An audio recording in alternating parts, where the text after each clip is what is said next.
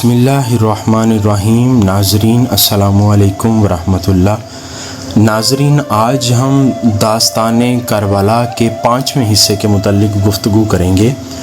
ناظرین، امام حسین علیہ السلام مکہ معظمہ سے 3 ذی الحجہ کو روانہ ہوئے۔ راستے میں ایک شاعر ملا۔ آپ نے پوچھا کہ کوفہ کا کیا حال ہے؟ اس نے جواب دیا کہ ان کے دل آپ کے ساتھ مگر تلواریں یزید کے ساتھ ہیں۔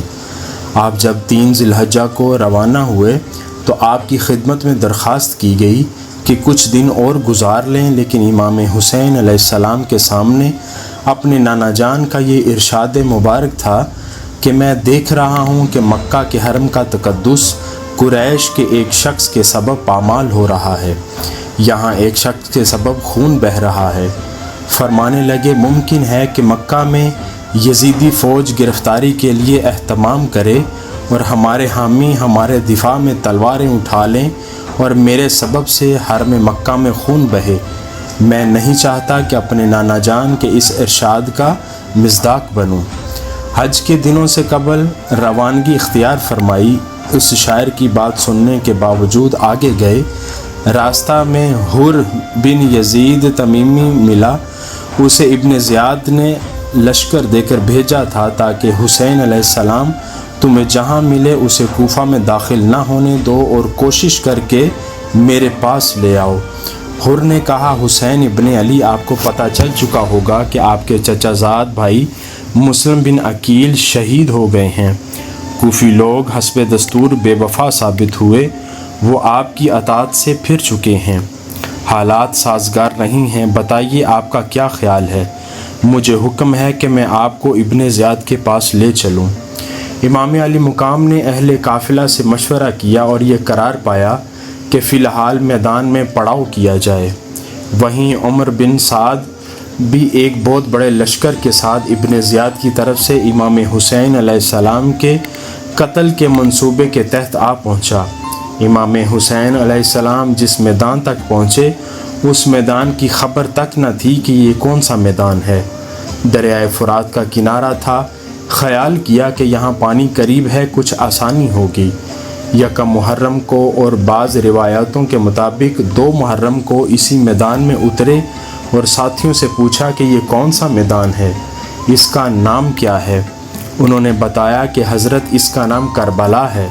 فرمانے لگے، بس یہیں خیمے لگا دو، یہی ہمارے سفر کی آخری منزل ہے۔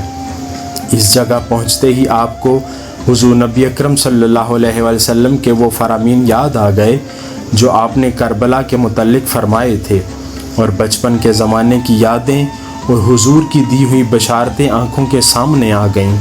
وہ بچپن کا لمحہ یاد آ گیا کہ جب حضرت ام سلمہ اور حضرت ام الفضل رضی اللہ عنہما کی روایت کے مطابق حضرت ام سلمہ کو گود میں امام علی مقام کھیل رہے تھے کہ اچانک آقا دو جہاں کی چشمان مقدس پر آنسو آ گئے۔ ام المومنین نے پوچھا، یا رسول اللہ صلی اللہ علیہ وآلہ وسلم، کیا بات ہے؟ آپ کی آنکھیں آنسو سے بھر گئی ہیں۔ فرمایا، اے ام سلمہ، میرے پاس جبریل آیا ہے اور اس نے اس شہزادے کی طرف اشارہ کر کے مجھے بتایا ہے کہ آقا، آپ کے بعد امت کا ایک ظالم گروہ آپ کے بیٹے حسین کو غریب الوطنی کے عالم میں شہید کر دے گا، اور عراق کے جس میدان میں ان کی شہادت ہوگی اس کا نام کرب و بلا ہے، اور یہ اس جگہ کی سرخ مٹی ہے۔ حضور نے اس مٹی کو سونگھ کر فرمایا، حقیقت یہ ہے کہ اس مٹی سے بھی رنج و الم اور دکھ اور درد کی بو آ رہی ہے۔ یہی وہ میدان ہے جس کی نسبت میرے ابا نے خبر دی تھی کہ یہاں میرے حسین اور اس کے قافلے کے خیمے لگیں گے، یہاں ان مسافروں کے کجاوے رکھے جائیں گے، یہاں ان کا مقدس خون بہایا جائے گا، اور آل محمد کا ایک مبارک گروہ بے دردی کے ساتھ یہاں شہید کر دیا جائے گا، ایسی شہادت کہ جس کی شہادت پر زمین بھی روئے گی اور آسمان بھی آنسو بہائے گا۔ اسی میدان کی مٹی حضور علیہ السلام نے حضرت ام سلمہ رضی اللہ عنہا کو عطا کی تھی اور فرمایا تھا، جب یہ مٹی خون میں تبدیل ہو جائے تو جان لینا میرا بیٹا شہید کر دیا گیا ہے۔ اے ام سلمہ اس مٹی کو سنبھال کر رکھنا، مجھے معلوم ہے کہ جب میرے بیٹے حسین کی شہادت کا وقت آئے گا تو اس وقت تو زندہ ہوگی، جب یہ مٹی سرخ ہو جائے تو سمجھ لینا کہ میرا حسین شہید کر دیا گیا ہے۔ یہ ساری بشارتیں پہلے سے دی جا چکی تھیں، اس لیے امام علی مقام نے اس میدان کو اپنے سفر کا منتہا سمجھ کر خیمے لگائے اور یہ خیال فرمایا کہ دریا قریب ہے، پانی میسر آئے گا، لیکن ان ظالموں نے آپ کو پانی سے محروم کرنے کا منصوبہ بنا لیا۔ 8 دن عمر بن سعد اور ابن زیاد کے قاصدوں کے درمیان آنے جانے میں گزر گئے۔ کچھ گفت و شنید چلتی رہی۔ ابن زیاد نے جب سمجھا کہ عمر بن سعد امام حسین کے قتل سے گریز چاہتا ہے تو اس نے شمر ذی الجوشن کو لشکر دے کر روانہ کیا اور کہا کہ عمر بن سعد اگر حسین کے ساتھ مقاتلہ کرے تو فبہا، اگر متعمل ہو تو اسے معزول کر کے لشکر کی قیادت تم سنبھال لینا۔ شمر ذی الجوشن پہنچا تو محرم کا آغاز ہو چکا تھا۔ عمر بن سعد نے یہ دیکھا کہ حکومت مجھ سے چھینی جا رہی ہے، امام حسین علیہ السلام کے ساتھ مقابلہ کرنے کا فیصلہ کر لیا اور ابن زیاد کے کہنے پر 500 لشکریوں کو بھیجا کہ وہ فرات پر قبضہ کر لیں اور حسین علیہ السلام کو پانی کا ایک گھونٹ تک نہ لینے دیں۔ امام حسین علیہ السلام نے 9 محرم کو اپنے بھائی عباس بن علی بن ابی طالب کو 50 جوانوں کے ساتھ بھیجا کہ کچھ پانی لے کر آئیں، کیونکہ کل جنگ کا دن ہے، وضو کے لیے اور پینے کے لیے پانی کی ضرورت ہوگی۔ حضرت عباس علیہ السلام گئے، فرات کے کنارے جنگ ہوئی، آپ شدید زخمی ہوئے، تھوڑا سا پانی لینے میں کامیاب ہو گئے۔ عمر بن سعد اور شمر ذی الجوشن نے مطالبہ کیا کہ ابھی رات کو جنگ شروع کی جائے۔ امام حسین علیہ السلام نے فرمایا کہ جب جنگ کا فیصلہ ہو ہی چکا ہے تو یہ ایک رات اللہ سے مناجات اور علیحدگی میں اس سے ملاقات کے لیے دے دو۔ فیصلہ ہو گیا کہ کل 10 محرم کو جنگ شروع ہوگی۔ رات کو آپ اپنے خیمے میں گئے، عزت مآب خواتین کو جمع کیا، اپنی بہن حضرت زینب سلام اللہ علیہا کو، زوجہ مطہرہ حضرت شہر بانو سلام اللہ علیہا، چھوٹی شہزادیوں کو، شہزادوں کو، خانوادہ رسول کے جوانوں کو ارشاد فرمایا، میں تم سے بے حد راضی ہوں اور خوش ہوں، تم نے حق صداقت وفاشیاری ادا کر دیا۔ قیامت کے دن تمہارے حق میں گواہی دوں گا۔ تمہیں اجازت دیتا ہوں کہ رات کے اندھیرے میں جہاں چاہو چلے جاؤ، مجھے جام شہادت اسی میدان میں نوش کرنا ہے، لیکن تمہیں اپنی خاطر جنگ میں جھونکنا اور مروانا نہیں چاہتا۔ عزیزوں کی آنکھیں پرنم ہو گئیں، سب نے تھر تھراتے ہوئے لبوں سے جواب دیا کہ امام علی مقام، ہم اپنے خون کا آخری قطرہ بھی آپ کے قدموں پر گرا دیں گے۔ اگر آج آپ کو تنہا چھوڑ دیا تو کل اپنے خدا اور نبی کریم صلی اللہ علیہ وآلہ وسلم کو کیا منہ دکھائیں گے؟ ہم آپ کی خاطر کٹ مریں گے، جانیں قربان کر دیں گے اور یزیدی لشکر کو بتا دیں گے کہ اہل بیت ایسے ہوتے ہیں۔ امام علی مقام نے رات بھر صبر کی تلقین کی۔ اہل بیت کے مقدس خیموں میں رات بھر تلاوت ہوتی رہی، سجدے ہوتے رہے، استغفار ہوتا رہا اور ذکر ہوتا رہا اور اللہ کی بارگاہ میں مناجات کرتے رہے۔ الصبح مارکہ کربلا بپا ہو گیا۔ سب سے پہلے یکے بعد دیگرے ایک ایک شخص آتا رہا اور قافلہ حسینی کے جوان یزیدی لشکر کے لوگوں کو واصل جہنم کرتے رہے۔ انہوں نے اجتماعی حملے کا فیصلہ کر لیا، لیکن ادھر سے ایک ایک جوان اس پورے قافلے کا مقابلہ کرتا رہا۔ سارے ساتھی جانثار شہید ہو گئے، اب صرف اہل بیت نبوت کے افراد رہ گئے۔ امام حسین علیہ السلام نے چاہا کہ اس خاندان میں سے میں آغاز کروں۔ تلوار اٹھائی، لیکن حضرت علی اکبر میدان میں آ گئے۔ عرض کرنے لگے، ابا جان، بیٹا آپ کا جوان ہے اور جوان بیٹوں کے ہوتے ہوئے باپ کو ایسی تکلیف کی ضرورت نہیں۔ میدان میں پہنچے، جہاد شروع کیا۔ آپ کی تلوار جس سمت اٹھتی یزیدی فوج کے ٹکڑے اڑا دیتی۔ آپ نے انہیں گاجر مولی کی طرح کاٹ کر رکھ دیا۔ پھر آپ کا گھوڑا زخمی ہو گیا۔ حیدری خون اور حسینی شجاعت نے یزیدی لشکر کو مصیبت و مشقت میں ڈال دیا اور ان کے پرخچے اڑا دیے۔ امام حسین علیہ السلام چاہتے تھے کہ اپنے جوان بیٹے کو شباب کے ماہ کامل کو، حسن کے ماہ تمام کو اپنی آنکھوں سے لڑتا ہوا دیکھیں، لیکن میدان کرب و بلا کی گرد نے ان کو چھپا لیا تھا۔ کچھ خبر نہ تھی کہ وہ کہاں ہیں اور ان پر کیا بیت رہی ہے۔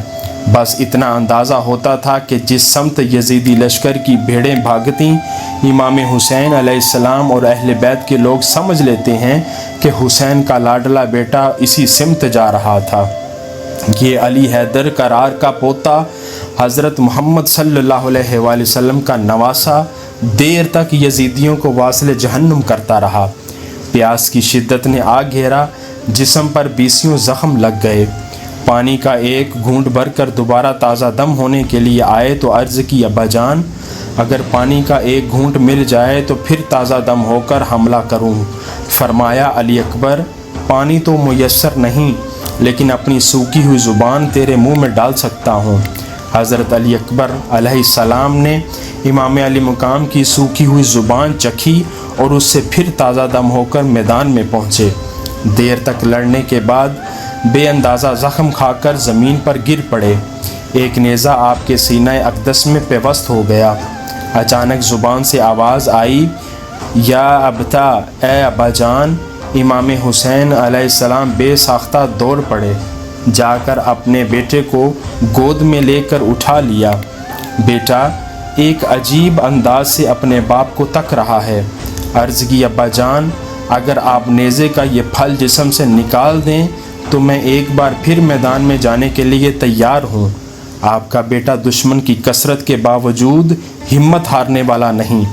امام حسین علیہ السلام نے گود میں جوان بیٹے کو، اس ماہ تمام کو، اس حسن کے پیکر کو اپنی گود میں لے لیا۔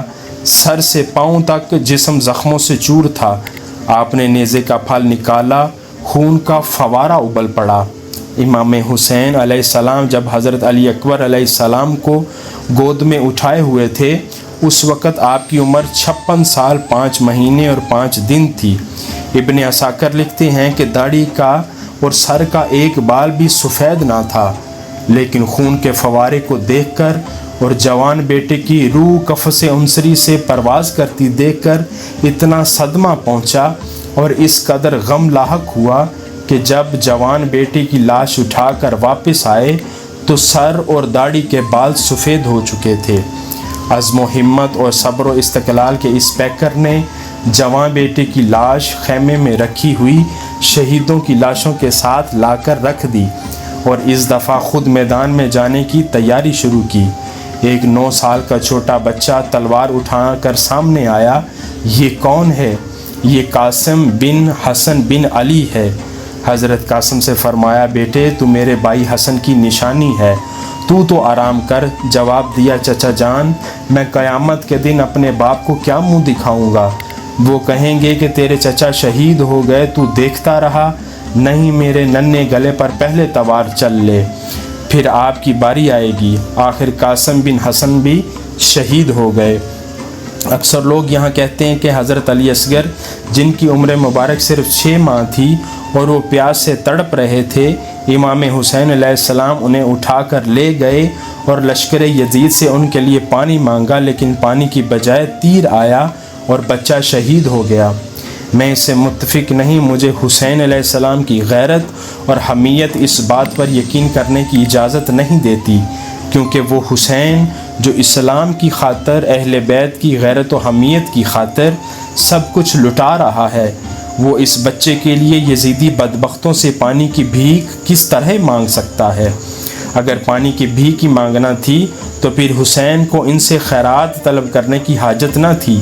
وہ چاہتے تو دریائے فرات کو اشارہ کرتے، دریائے فرات ان کے قدموں میں بہنے لگتا۔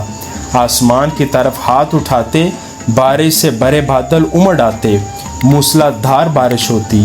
اسماعیل بن ابراہیم علیہ السلام کی ایڑی کے رگڑنے سے اگر زمزم کا ایک چشمہ نکل سکتا ہے تو پھر مصطفیٰ کے لاڈلے بیٹے حسین ابن علی کی ضرب اور ایڑی مارنے سے کربلا کے میدان میں چشمہ کیوں نہیں پھوٹ سکتا؟ میرا تو یہ عقیدہ ہے کہ اگر وہ زمین پر پاؤں مارتے، ایک چشمہ تو کیا ریگزار کربلا میں ہزاروں چشمے پھوٹ پڑتے۔ لیکن یہ میدان امتحان و آزمائش تھا۔ حسین تو ان مصائب و آلام میں صبر کر کے اپنے مولا کو راضی کر رہے تھے، اس کے نانا ان کو تک رہے تھے، اور میرا حسین جسے میں نے اپنے کندھوں پر سوار کیا ہے، حضرت فاطمہ الزہرا دیکھ رہی تھیں کہ جس حسین کو میں نے اپنی چھاتی کا دودھ پلایا ہے، علی شیر خدا ملاحظہ فرما رہے تھے کہ جس کے رگ و ریشے میں میرا خون گردش کر رہا ہے، آج اس مقام صبر اور مقام استقامت پر اس کے قدم کہیں لڑکھڑائے تو نہیں ہیں۔ حسین ابن علی اس حال میں صبر و رضا کا پیکر عتم بن کر عزم و ہمت کے ساتھ مسکراتے رہے۔ آخر جب امام حسین علیہ السلام نے میدان میں آنے کا ارادہ کیا تو حضرت عابد بیمار نکل آئے اور عرض کی، ابا جان میرے اوپر تو ایسا ظلم نہ کیجئے کہ میرے ہوتے ہوئے آپ میدان میں جا رہے ہیں، میں بھی باقی بھائیوں کی طرح اپنے نانا جان کا دیدار کرنا چاہتا ہوں، میں بھی اپنی دادی جان کی بارگاہ میں جا کر سرخرو ہونا چاہتا ہوں، اب شہادت کا جام پینا میری باری ہے۔ امام حسین علیہ السلام نے فرمایا، تو رہ جا کہ خانوادہ رسول کا ہر چراغ گل ہو چکا ہے، ہر پھول مرجھا چکا ہے، اب میری نسل میں فقط تو ہی باقی رہ گیا ہے، مجھے تو شہید ہونا ہی ہے، اگر تو بھی شہید ہو گیا تو تیرے نانا کی نسل کہاں سے چلے گی، تو اپنے نانا کی نسل کی بقا کی خاطر زندہ رہ۔ حضرت امام حسین علیہ السلام امام زین العابدین کو چھوڑ کر خود میدان کربلا میں اترے۔ آپ بھی دیر تک ہزاروں یزیدیوں کو واصل جہنم کرتے رہے، پورے لشکر میں کوہرام مچ گیا۔ علی شیر خدا کا یہ جواں بیٹا، یہ اللہ کا شیر جس طرف تلوار لے کر نکل جاتا، ہزاروں افراد بھیڑوں کی طرح آگے بھاگنے لگتے۔ آپ انہیں واصل جہنم کرتے رہے، تلواروں اور نیزوں کے وار کھاتے رہے۔ سارا دن اسی طرح گزر گیا۔ خیال آیا کہ وضو تازہ کر لوں، میدان فرات پر گئے، 500 کا لشکر چھوڑ کر بھاگ گیا۔ آپ نے وضو کرنے کے لیے فرات سے چلو میں پانی لیا تو وہ خون آلود ہو گیا۔ آپ نے اسی کو اچھالا اور واپس لوٹ آئے، مسکرا کر آسمان کی طرف دیکھا اور سر جھکا لیا۔ جمعہ کا دن تھا، اب وہاں جمعہ کہاں؟ نماز ظہر کا وقت آیا، فرمانے لگے، یزیدیوں کچھ دیر رک جاؤ تاکہ اللہ کی بارگاہ میں 2 سجدے ادا کر لوں، لیکن وہ ظالم یہ مہلت بھی دینے پر تیار نہ تھے۔ امام علی مقام نے ان کے عزائم دیکھ کر تلوار رکھ دی اور ظہر کی نماز کے لیے نیت باندھ لی۔ ظالموں نے یہ نہ دیکھا کہ نماز ادا کر رہے ہیں، کچھ دیر توقف کر لیں، بلکہ انہوں نے موقع غنیمت جانا، چاروں طرف سے چڑھائی کر دی۔ تیروں کی بوچھاڑ اور پے در پہ حملوں نے نواسہ رسول کے جسم کو نڈھال کر دیا، چنانچہ گھوڑے سے گر گئے، یہاں تک کہ جسم عطر میں اٹھنے کی سکت باقی نہ رہی۔ گرے ہوئے حسین کے سامنے آ کر بھی کوئی وار نہ کرتا تھا، پیچھے سے وار کرتے، نیزوں سے وار کرتے ہوئے امام حسین علیہ السلام صبر و رضا اور توکل کے سارے مرحلے کامیابی سے طے کر کے شہادت کے اس مقام پر پہنچ گئے جس کی رفعت و عظمت کو کوئی نہیں پا سکتا۔